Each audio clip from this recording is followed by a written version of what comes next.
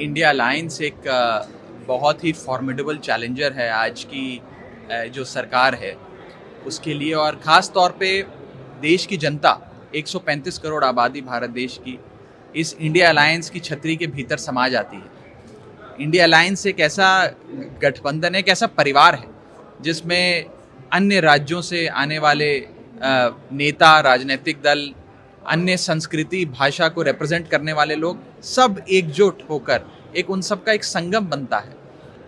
और देश की जनता को इंडिया अलायंस से बहुत उम्मीदें हैं।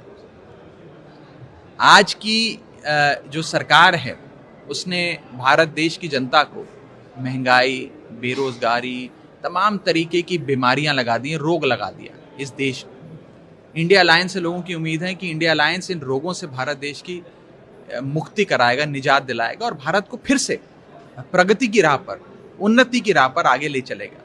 इसीलिए लोग बड़ी उम्मीद से इंडिया अलायंस और इंडिया अलायंस के नेताओं की ओर देख रहे हैं।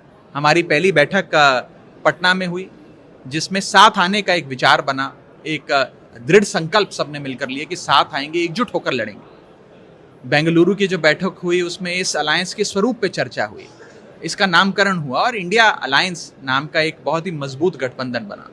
और आज थर्ड फेज की जो बैठक मुंबई में शुरू हो रही है, इसमें आगे का क्या एजेंडा होगा, क्या हमारे मुद्दे होंगे, हम लोगों तक वो मुद्दे कैसे लेकर जाएंगे, आने वाले समय का कैंपेन कैसे चलेगा, उन सारी चीज़ों पे विस्तार से चर्चा अवश्य होगी। और एक बात ज़रूर है कि जैसे हमने देखा कि इस देश में पहले भी एक बार 1977 के चुनाव में एक बहुत बड़ा मोर्चा बना, अलायंस बना, और उस अलायंस में देश की जनता साथ आई और उस समय की सरकार को इलेक्शन में हराया।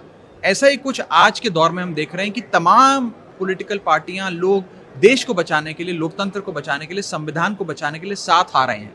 और साथ आकर एक अहंकारी हिटलरशाही से चलने वाली सरकार को अवश्य हार मिलेगी और देश की जनता अवश्य जीतेगी।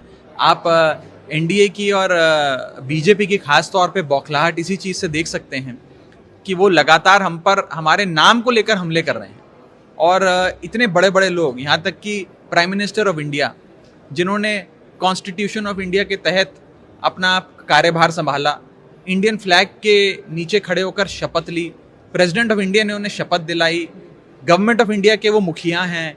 सरकार में आने के बाद startup India, skill India, make in India, बढ़ेगा इंडिया, खेलो इंडिया, चलेगा इंडिया, न जाने कौन कौन सी स्कीम्स उन्होंने लॉन्च करी, नीतियाँ लॉन्च करी। आज उसी पार्टी को और उन्हीं लोगों को इंडिया शब्द से नफरत हो गई। आज ये हमारे अलायंस का जो कंपैरिजन है वो किसी आतंकवादी संगठन से कर रहे हैं क्योंकि उन्हें इंडिया शब्द से इतनी नफरत हो गई। ये नफरत नहीं है, ये उनकी बौखलाहट है। ये लोग डरे हुए हैं, घबराए हुए हैं कि कहीं ये गठबंधन सफल ना हो जाए। और आप देखिए रोज हर प्रकार से बीजेपी यही प्रयास करती है कि अलायंस फेल हो जाए। कभी कोई मनगढ़ंत आरोप लगा देगी, कभी ये शिगुफा फैला देगी कि इस अलायंस के बीच में तो बड़ी टकरार है, आपस में लोग लड़ रहे हैं, लाठियां चल रही हैं, न जाने क्या क्या फैला देते हैं।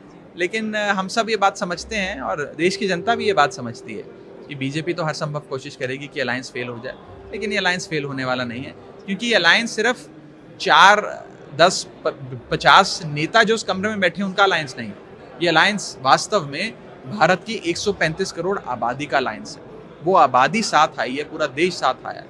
और उस 135 करोड़ आबादी का एक ही लक्ष्य है कि हमारी आमदनी नहीं बढ़ी, हमारा खर्चा बढ़ता गया, महंगाई बढ़ती रही, हमारे बच्चों को अच्छी नौकरी नहीं मिली, बड़े बुजुर्गों को इलाज नहीं मिल रहा। इन सारी समस्याओं का, रोजमर्रा के जीवन में जिन समस्याओं से इंसान जूझता है, उन समस्याओं का हल चाहिए।